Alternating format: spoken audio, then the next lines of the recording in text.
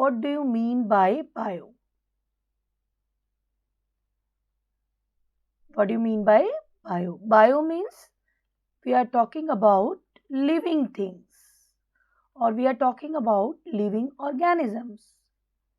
And what do you mean by molecules? Molecules means we are talking about the chemicals. Chemicals in the form of elements or the compounds which are present inside the body of living organisms are known as biomolecules. आपके NCERT में क्या दिया गया है? These are carbon containing compounds, or these are carbon containing molecules which are utilized in metabolic reactions of living organisms are called biomolecules. Fine, beta. Means these are the carbon containing compounds. What do you mean by carbon containing compounds? जैसे आपने देखा होगा कि हमारी body के अंदर क्या क्या मॉलिक्यूल्स है. Suppose I am giving you the example of carbohydrate.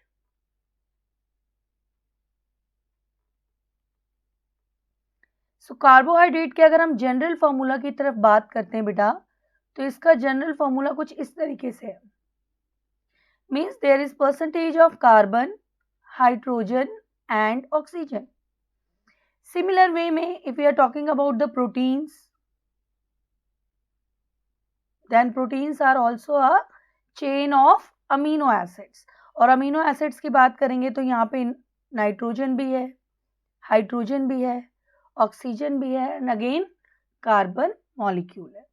तो आपने देखा बेटा जी, these are the carbon containing compounds. क्यों? बिकॉज हमारी बॉडी के अंदर जितने भी केमिकल्स हैं, जितने भी कंपाउंड्स हैं, उनके अंदर कार्बन की वेटेज जो होती है बेटा वो सबसे ज़्यादा होती है. कार्बन की, हाइड्रोजन की और ऑक्सीजन की. देखिए इसी तरीके से तो these are the carbon containing molecules. एक जनरल हमने एक सिंपल वे में डिस्क्राइब किया. What do you mean by biomolecules? The molecules which are present inside the body of living organisms, and we can also say these are the carbon containing compounds which are utilized in the metabolic reactions of our body. Like किसी भी living organism की body के अंदर whatever the chemical reactions are performed, these are known as metabolic reactions. So metabolic reactions में use होने वाले जितने भी carbon containing compounds हैं वो सारे हमारे क्या कहलाते हैं बच्चे? बायोमॉलिक्यूल्स कहलाते हैं. देखिए अगर मैं इन्हीं एलिमेंट्स और कंपाउंड्स की कंपोजिशन को चेक करूं, किसके अंदर? आप ही टेबल देख रहे हो बेटा, हम इसको चेक कर सकते हैं इन एलिमेंट्स के compound. These are the elements. जैसे आप देख सकते हो हाइड्रोजन है, कार्बन है, oxygen, nitrogen, sulphur, sodium, calcium, magnesium and silicon. आप इसकी परसेंटेज देखिए, अर्थ के अंदर देखिए और ह्यूमन बॉडी के अंदर देखिए. Although these all compounds or molecules are present inside the body of living as well as inside the soil, means the non-living things. जैसे कि हम देख सकते हैं कि लाइक यहाँ पे परसेंटेज है 0.1, बट यहाँ क्या है 0.5. कार्बन देखिए 0.3, हेयर 18.5. ऑक्सीजन देखिए 46 अर्थ क्रस्ट के अंदर है, बट आपकी बॉडी के अंदर कितनी है? 65. तो ऑन एन एवरेज अगर हम वेटेज देखेंगे तो बेटा weightage of specially carbon, hydrogen and oxygen is higher in the body of living organism in comparison to earth crust, है ना. तो ये बहुत सिंपल सी चीज है. लाइक अगर हम इस चैप्टर को पढ़ रहे हैं तो why we are going to study about this chapters, है ना. बायोमॉलिक्यूल्स जो आपका पार्ट है that comes under the biochemistry. Means सब कहते हैं ना कि बायो जो है वो विदाउट केमिस्ट्री कंप्लीट नहीं है. लाइक हमारी जो बॉडी है उसके अंदर कंटिन्यूसली डायनेमिक वे में कंपाउंड जो है वो मूव कर रहे हैं, that's why we are living. So इसको हम अलग नहीं कर सकते। तो this is the elemental composition of the what compounds, the biomolecules inside the body of living as well as the earth crust। ठीक है, अब देखिए हमारी बॉडी के अंदर बेसिकली आपने देखा होगा what is the basic unit of our body? I hope everybody knows that is cell. So there is cellular pool inside our body। हमारी बॉडी के अंदर क्या है? सेलुलर पूल है। Now what is cellular pool? तो cellular pool आप कह सकते हो it is the sum total of different types of biomolecules,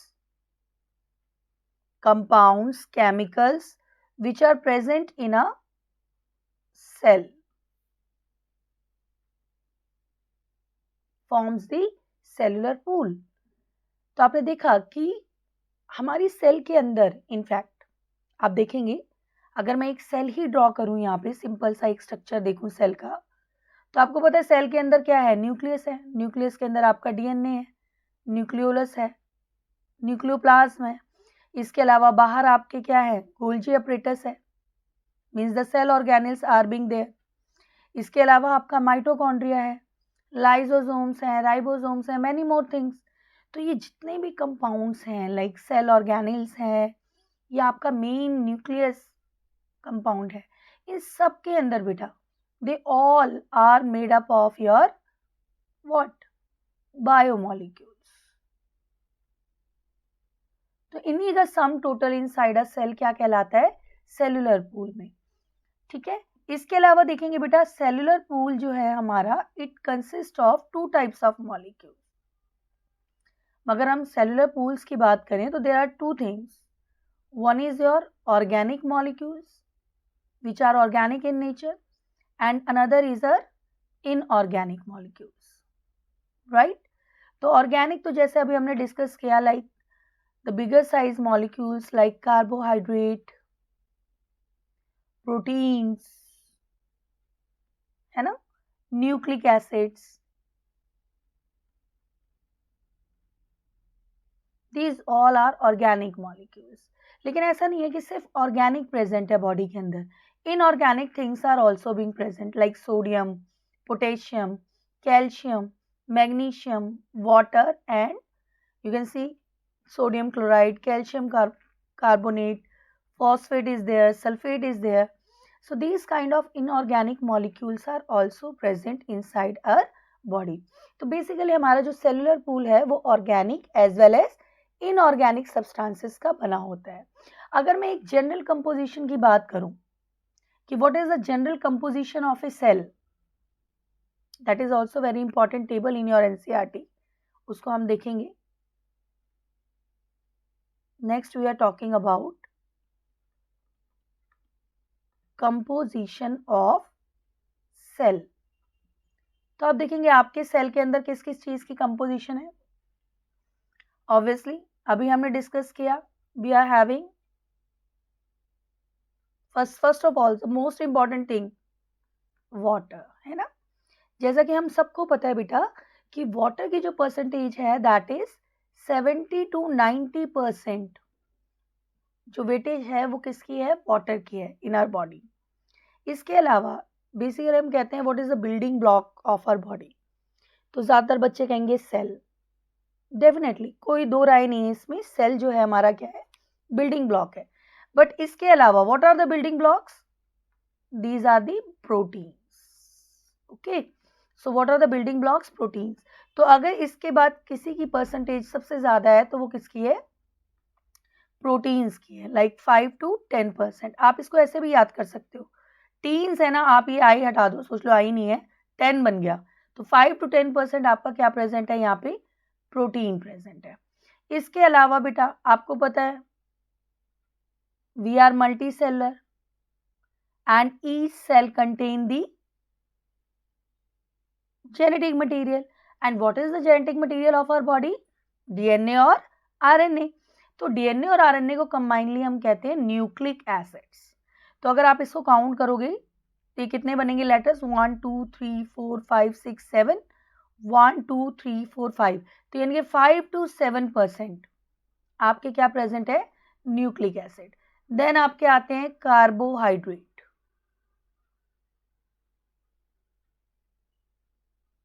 carbohydrate में आप हाइड्रेट भूल जाइए, कार, आजकल सबके पास कार है, तो इट इज अप्रोक्सीमेटली अराउंड 3%, है ना। देन आपका आता है लिपिड्स। लिपिड्स की कितनी कंपोजिशन है, 2%। एंड देन लास्ट में हमारा आता है आपका आयंस। तो आयंस हमारी बॉडी में 1% प्रेजेंट है। अब देख सकते हैं बेटा, ये तो ही बहुत सिंपल वे में मैंने आपको बताया, थोड़ा सा तो देखो बेटा आपको ध्यान देना पड़ेगा, but this is very important from the NCERT point of view कि ये टेबल पूछ ली जाती है, कई बार परसेंटेज असेंडिंग और डिसेंडिंग ऑर्डर में पूछ लिया जाता है, तो कंपोजिशन ऑफ सेल हर एक बच्चे को पता होना चाहिए। ठीक है बच्चे, चले, तो ये था हमारा नॉर्मल एक general discussions about the bio molecules. अब हम देखेंगे how we can perform the chemical analysis. Chemical analysis किसका करेंगे सबसे पहले हम, mainly we are going to perform the chemical analysis of organic compounds.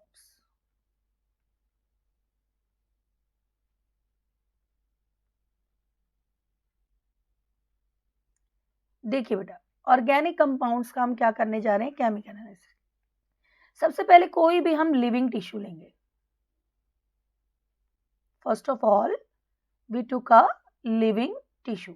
अब वो लिविंग टिश्यू क्या हो सकता है, सपोज मैंने कैरेट ले लिया, पालक ले लिया, कोई भी एक चीज। Now I am going to grind this living tissue with the help of mortar and pestle. I hope बच्चों ने लैब में तो विजिट किया ही होगा, तो this is our mortar and this is our pestle. होता है ना, संगमरमर का होता है एक, this is the mortar pestle, जिसमें हमने मान लो अपना इंग्रेडिएंट डाल दिया, जो भी आपने लेना है, कैरेट लेना है या स्पिनिश लेना है, प्लस आप इसमें क्या ऐड करोगे, you are also going to add trichloro acetic acid. So ये फॉर्मूला आपने ध्यान रखना है, ट्राईक्लोरो एसिटिक एसिड। बच्चे ये एक एक चीज ना आपकी एनसीईआरटी में गिवन है, अभी तक मैंने ऐसी कोई भी चीज आपको नहीं बताई कि जो एनसीईआरटी में गिवन ना हो, एक्सेप्ट एक वर्ड के, that is this cellular pool. But अगर आप एक जनरल वे में देखेंगे, एक जनरल स्टूडेंट के हिसाब से, तो that is not the new term for you, है ना।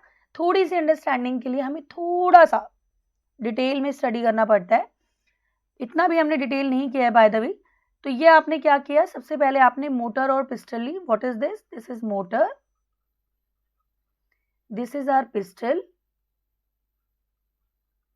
एंड आपने इसमें ऐड कर दिया ट्राईक्लोरो एसिटिक एसिड।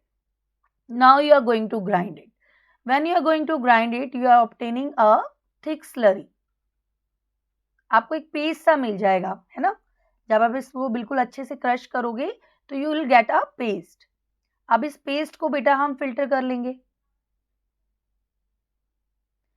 फिल्टर के लिए देखिए हमारे पास फिल्टर पेपर होता है, but in your NCERT it's given that you are going to a thin cloth, cotton cloth आप यूज कर सकते हो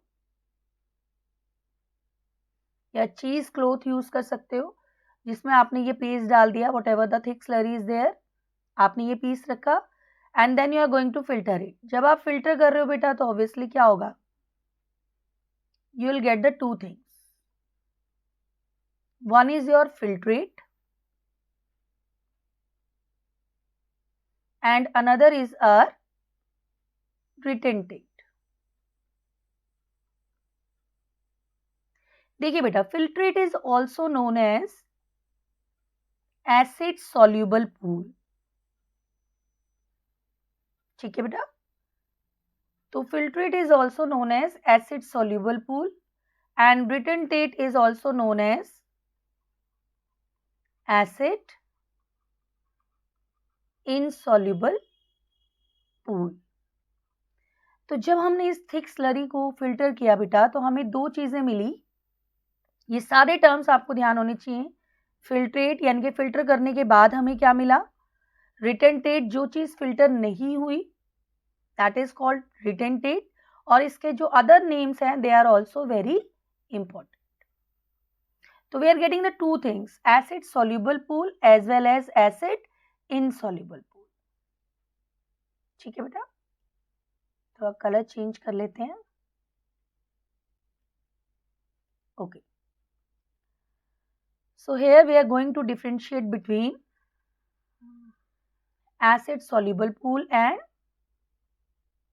acid insoluble pool.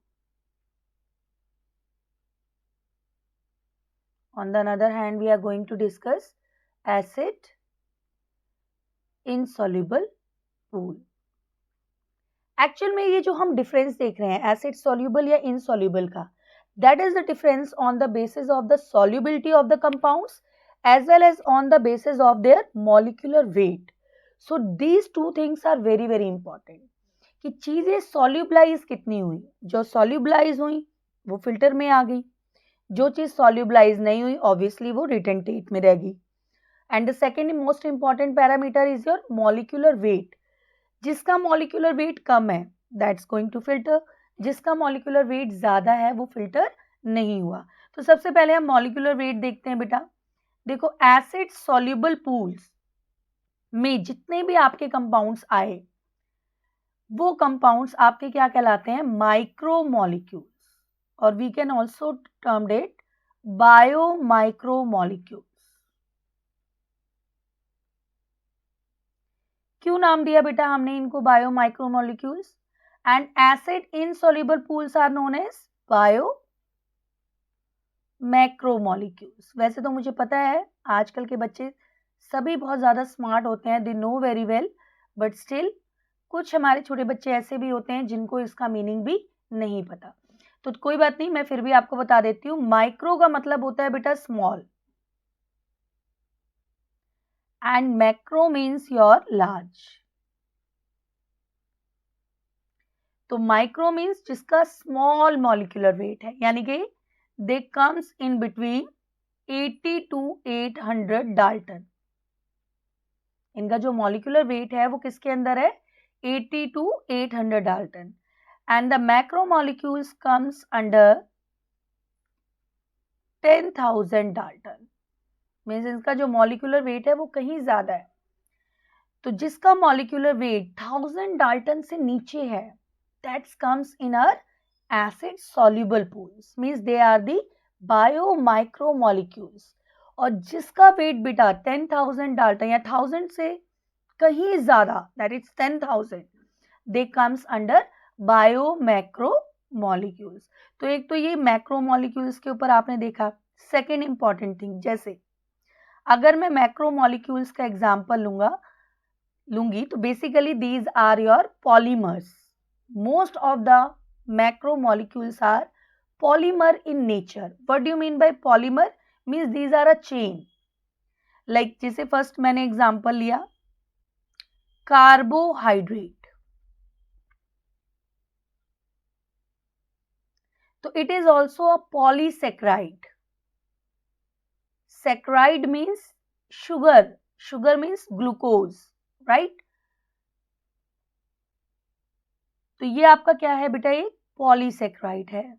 विच वन, कार्बोहाइड्रेट. किसका पॉलीसेक्राइड है? अगर मैं माइक्रोमोलिक्यूल्स में एग्जांपल लूं इसका तो that is the sugar molecule. Simply the simplest form of sugar is your glucose. So the chain of sugar molecule forms the carbohydrate. Second I am taking the example of proteins. देखो बेटा proteins also termed as polypeptide है ना, they are also known as polypeptide. हम इसको और भी detail में discuss करेंगे, बट अभी यहाँ पे जो पॉइंट मैं समझाना चाहती हूँ उसके अकॉर्डिंग आप इसको समझेंगे कि क्या होता है. Actually protein is a chain of amino acids. तो इसका जो माइक्रो मॉलिक्यूल है वो क्या है आपका, अमीनो एसिड्स. अब ये जो अमीनो एसिड एक दूसरे से कंबाइन है, किसके थ्रू कंबाइन है, पेप्टाइड बॉन्ड्स के थ्रू. ऑब्वियसली चेन है तो बहुत सारे पेप्टाइड बॉन्ड है, इसीलिए we also termed it as polypeptide. But protein जो होते हैं वो फंक्शनल फॉर्म में होते हैं, बट जनरली भी आप इनको पॉलीपेप्टाइड कह सकते हो।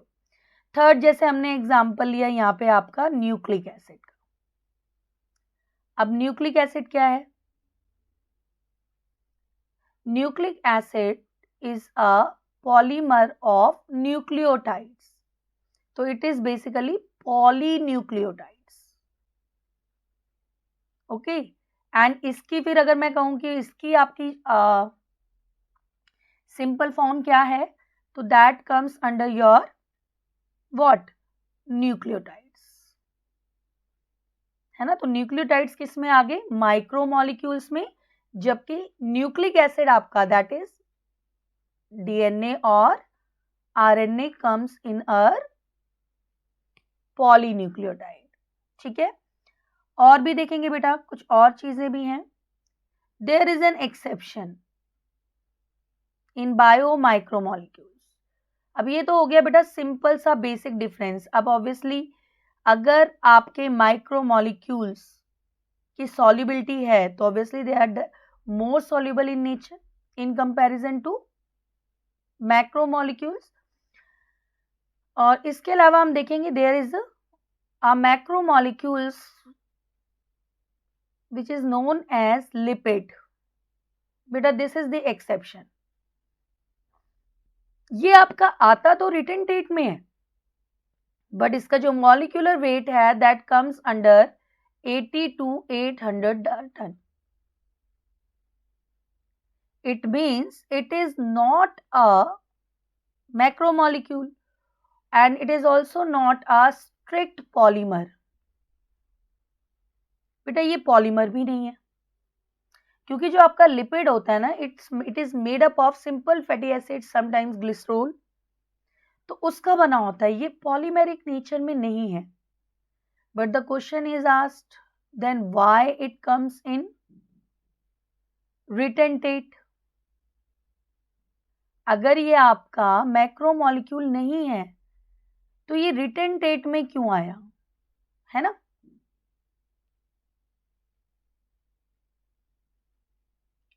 Why it comes under your retentate। तो आप इसका एग्जाम्पल देंगे बेटा कि जो लिपिड्स होते हैं ना, they are insoluble in water,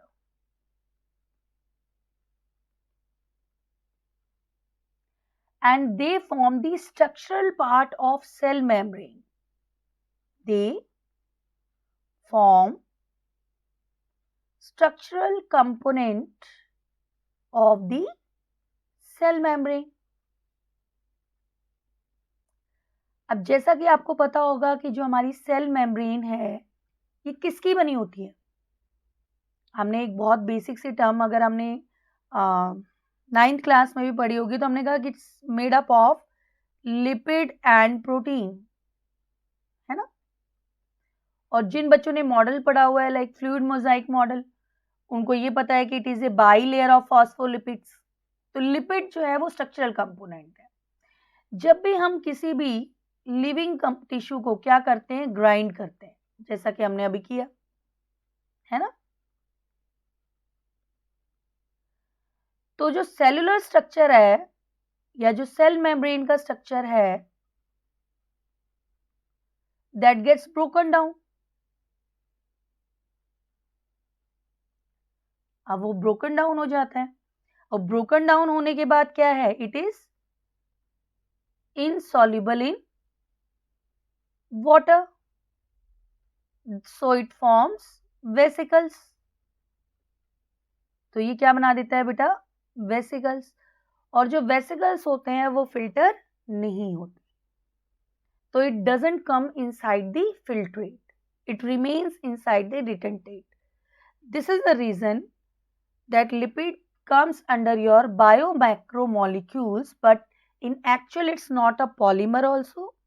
Its molecular weight is also less, but because of its insoluble nature and get converted into vesicle forms, it doesn't get filtered into your what? Filtrate or acid soluble pool. So this is the beta the most important, the general difference between your biomacromolecules as well as biomicromolecules. तो अभी तक हमने बिल्कुल basics जिसको कहते हैं ना आपका, वो डिस्कस किया है, जो आपके चैप्टर नेम से ही रिलेटेड है और बिल्कुल स्टार्टिंग का टॉपिक है, बट बहुत ज़्यादा इम्पॉर्टेंट है।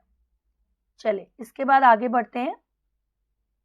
इस लेक्चर में हम chemical analysis of inorganic compound भी देख के जाएंगे। चले,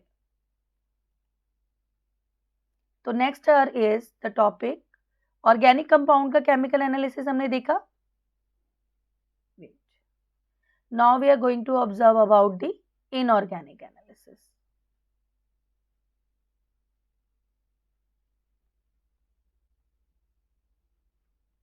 इनऑर्गेनिक एनालिसिस बेटा ऐसा नहीं है कि लाइक जो आपने एसिड सॉल्युबल पूल है that contains only your organic molecules, उसमें कुछ इनऑर्गेनिक भी मॉलिक्यूल्स प्रेजेंट होते हैं, बट एक जनरल में हम एक अलग से इसको डिस्कस करेंगे कि इनऑर्गेनिक एनालिसिस कैसे किया जाता है। देखिए, तो आपके एनसीईआरटी में गिवन है कि हमने क्या ली, एक फ्रेश लीफ ले ली।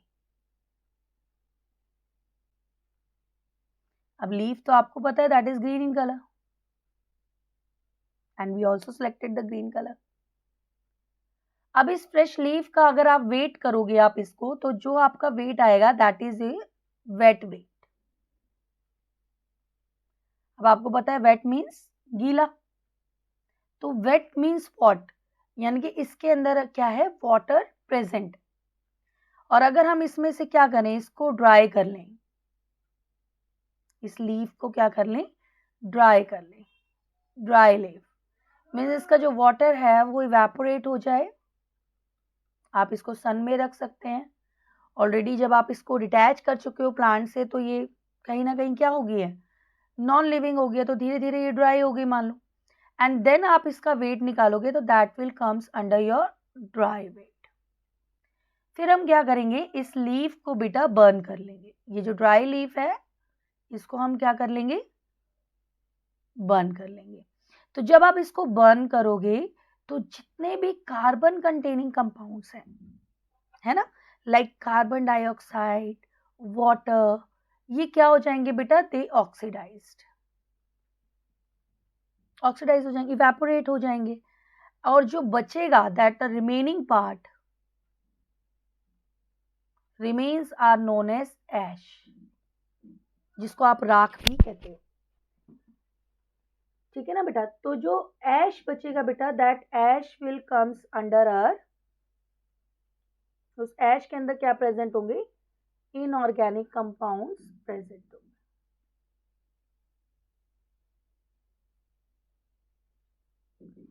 What kind of inorganic compounds are there, जैसे कि मैंने आपको बताया था, there can be calcium, magnesium, right, sodium can also be there.